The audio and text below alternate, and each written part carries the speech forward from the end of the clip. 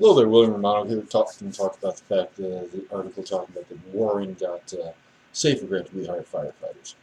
Warren was granted SAFER grant, which is the grant from the federal government. I'm sure we've all heard about, in a way to help uh, both career and volunteer departments either maintain or rehire employees to keep up staffing levels to be able to stay within the NFPA 1710 or 1720 guidelines.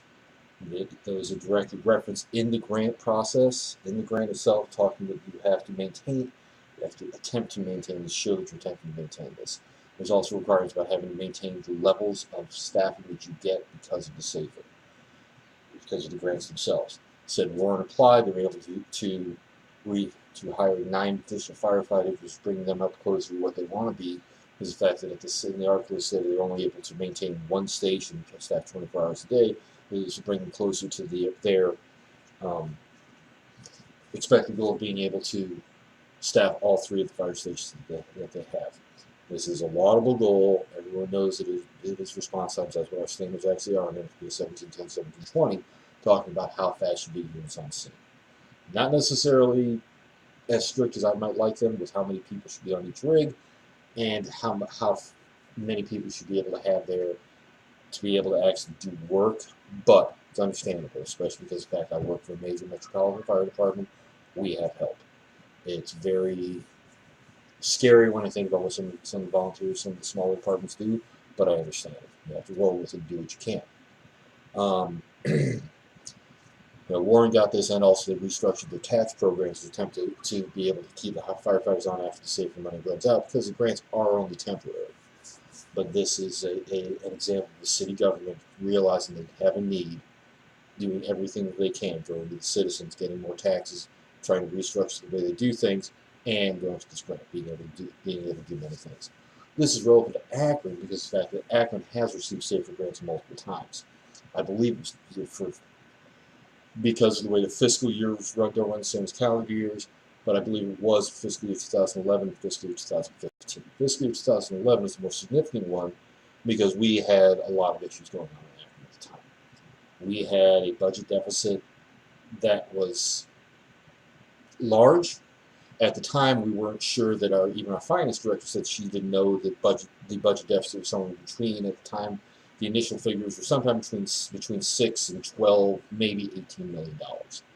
That's a very large swing. There were problems with the city's accounting. The city promptly got fined for that after they discovered the way the city was using the different funds. And then things got better somewhat on that front. But at that time, Akron had a large budget shortfall in the general fund, and we wound up having massive layoffs. Massive for us. Throughout the city, they offered early retirement packages. They tried to come to all of the unions to renegotiate concessions. The problem being that when they gave us our package for the fire department about the concessions they wanted to negotiate and wanted us to grant them, there was absolutely no guarantee whatsoever about that there would not be layoffs. That basically they said, you need to give us this, and we still think we're going to lay off.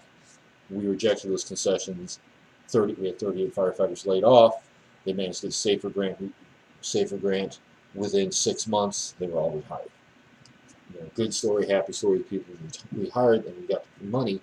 There are some bad feelings about the fact that our union rejected the concessions package, and there's some acrimony over the fact that really everyone believes that the city might have laid the people off simply because of the fact that that's the way the SAFER grant at that time and several times after that was structured. It was structured that precedence was going to be given to departments that had already had layoffs, and so to prove that they were in more dire financial straits than someone that simply wanted to hire new employees or expand their department. So Akron laid these people off, moved us higher on the list to get the SAFER grant. Did we get the SAFER grant because we needed the money to hire these people, or did we lay off these people because they wanted to get the money from SAFER grant? That's the problem. That's why there's still some bad feelings about that. Once again, so then we have been trying and have had to maintain these levels of staffing that we got by pure numbers that you get when you get the SAFER grant. So we have had good hires. We've got a new mayor in. Things are looking much better. As I said, we did get another SAFER grant. I believe it was officially fiscal year 2015, which then we got monies for in 2016. We were able to hire. We are not at what we should be by authorized full staffing yet. We still have some issues with that, but the SAFER grant is a great program. It definitely saved people's jobs.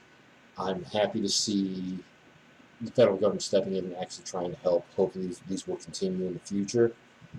The police departments do get a lot more federal assistance and monies than we do.